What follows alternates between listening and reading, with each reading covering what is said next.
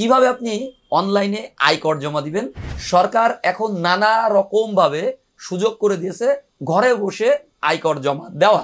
যদি আপনি করদাতা হন এবং ব্যাংকে চাকরি করেন কিংবা সরকারি প্রতিষ্ঠানে চাকুরিরত হন অথবা ইউনিলিভার, গ্রামীণফোন, ম্যারিকো এ জাতীয় প্রতিষ্ঠানের চাকরিজীবী হন, তাহলে আপনার রিটার্ন জমা দিতে হচ্ছে অনলাইনে। এই কথাগুলো বিশেষত আপনার জন্য এবং যারা আজ দেখছেন এটা সবার জন্য অদূর ভবিষ্যতে পুরো বাংলাদেশের কর ব্যবস্থাপনায় চলে আসবে অনলাইন নির্ভর।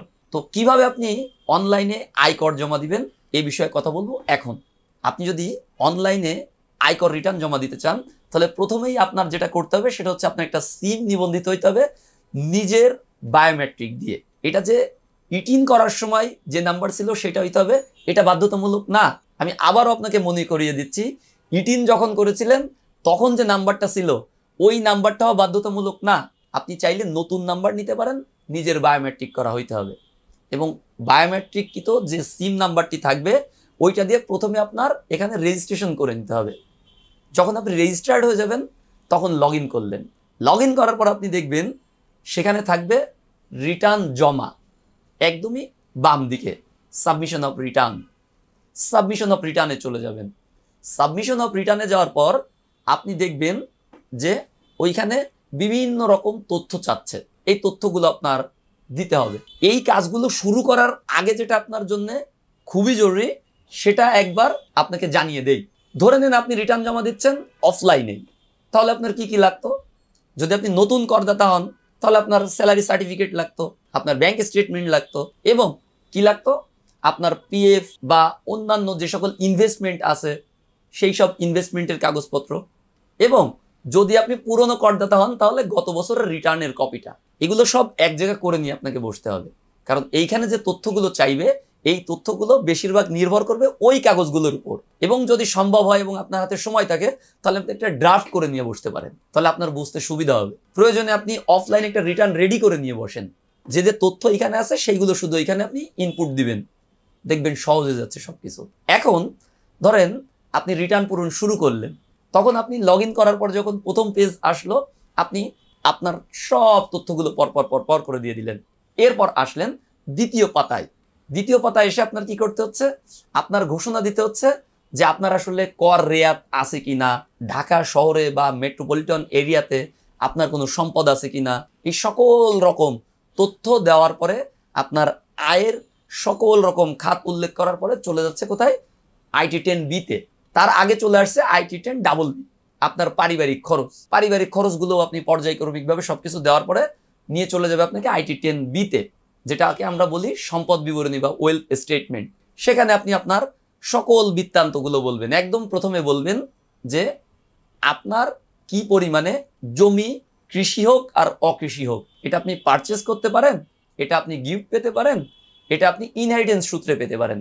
আপনি কি এটা পৈতৃক সূত্রে পেয়েছেন, উপহার পেয়েছেন, দান পেয়েছেন, যেভাবেই হোক আপনি পেয়েছেন অথবা আপনি ক্রয় করেছেন। যদি আপনি ক্রয় করে থাকেন তাহলে রেজিস্ট্রি মূল্য সহ আপনি কি করবেন সেখানে উল্লেখ করবেন। এরপর চলে আসবেন আপনি আপনার কি কি ইনভেস্টমেন্ট আছে। আপনার কি সঞ্চয়পত্র আছে, আপনার ডিপিএস আছে, আপনার লাইফ ইন্স্যুরেন্স আছে, আপনার জিপিএফ বা পিএফ আছে, আপনি কাউকে লোন দিয়েছেন, আপনি অন্য কোনো খাতে কোনো ইনভেস্টমেন্ট করেছেন কিনা, সকল কিছুর বিবরণ আপনি সেখানে দিয়ে দিবেন। এরপর চলে আসবেন আপনি কি কোনো গাড়ির মালিক, একাধিক গাড়ির মালিক, সেই বিবরণগুলো। এরপর আস্তে আস্তে করে আপনি ঘোষণা দিবেন যে আপনি কতটুকু স্বর্ণের মালিক, আপনার ইলেকট্রনিক্স সামগ্রী কি কি আছে, আপনার ফার্নিচার কি কি আছে, আপনার ক্যাশ ইন হ্যান্ড অথবা ব্যাংক কত টাকা আপনার কাছে জমানো আছে, এই সকল বৃত্তান্ত। এবং এরপর একটা যোগ টানবেন যে আপনার কাছে মোট কতটুকু সম্পদ বা পরিসম্পদ আছে। এরপর আপনি দেখবেন যে আপনার কাছে লোন আছে কি না। যদি লোনটা থেকে থাকে তাহলে লোনটা তো আপনি কি কাজ করেছেন সেটা আগে যোগ করে রেখেছিলেন, তাহলে এখন এই মোট পরিসম্পদ থেকে আপনি আপনার লোনটা বিয়োগ করবেন। করলেই দেখবেন যে আপনার কাছে মোট পরিসম্পদ কত আছে এটা বের হয়ে গেছে। যদি আপনি প্রথম বছরের করদাতা হন তাহলে এটা চলমান থাকবে। যদি আপনি দ্বিতীয় বছর বা অতীতে আপনি কর দিয়ে আসছেন তাহলে অতীতের বছরে আপনার নিট সম্পদ কত ছিল এই পরিসম্পদ থেকে নিট সম্পদটা বিয়োগ করবেন। করলেই দেখবেন যে আপনার এই বছর কত টাকা বৃদ্ধি পেয়েছে এটা চলে আসবে এবং সাথে সাথে কত টাকা আপনি ওই যে IT10 ডাবল বিতে পারিবারিক খরচ বাবদ ব্যয় করেছেন, ওই দুইটা যোগ করলে দেখবেন যে আপনার এই বছরে সোর্স অফ ইনকাম, আপনার কত টাকা আয় হয়েছিল, এটা মিলে গেছে। এবং যদি এটা মিলে যে থাকে এবং একদম সর্বশেষ ঘরে জিরো হয়ে যায়, তাহলে বুঝবেন যে আপনি অনলাইন রিটার্নের যে প্রসেস আছে এই প্রসেসে সফল, এবং এরপর আপনি সাবমিশন করে দিতে পারবেন।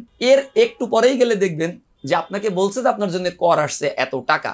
এখন কর যে টাকাটা আসছে আপনার ইনভেস্টমেন্টের সাথে এটা রিবেট করে কত টাকা আপনার জন্য কর নির্ধারিত হয়েছে এটা ফিক্সড করে দিবে এই সিস্টেম থেকেই। এবার আসবেন, দেখবেন যে আপনার স্যালারি থেকে কত টাকা কর্তন করা আছে, বা আপনি যদি ব্যবসায়ী হন বা অন্য কোনো প্রফেশনের হন, বা আপনি নিজে থেকে অনলাইন রিটার্ন জমা দিচ্ছেন, তাহলে আপনার উৎসে কর কত কাটা আছে, এবং এটা অ্যাডজাস্ট করার সুবিধাও আছে। যদি আপনি একজন গাড়ির মালিক হন, সেক্ষেত্রেও কত টাকা আপনি গাড়ির জন্য অ্যাডভান্স ট্যাক্স দিয়েছেন, সেখানে এটা অ্যাডজাস্ট করার সুযোগ আছে।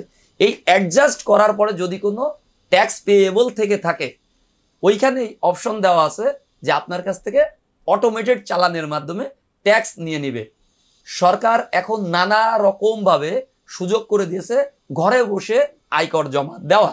সেক্ষেত্রে চাইলে আপনি আপনার ইন্টারনেট ব্যাংকিং ব্যবহার করে দিতে পারেন, চাইলে আপনি আপনার কার্ড ব্যবহার করে দিতে পারেন, বিকাশ, নগদ, আদার্স অনেকগুলো মাধ্যম আছে। এগুলোর মাধ্যমে আপনি আপনার কর পরিশোধ করে রিটার্ন সাবমিট করে দিলেই সাথে সাথে আপনি আপনার অ্যাকনোলেজমেন্ট এবং PSR, সেই কাঙ্ক্ষিত PSR, যেটা না হলে আপনি প্রায় 50টা সেবা থেকে বঞ্চিত থাকছেন, এটা একদম মুহূর্তের সাথেই পেয়ে যাচ্ছেন। এবং এভাবেই আপনি আপনার অনলাইনে আয়কর রিটার্ন জমা দিতে পারেন।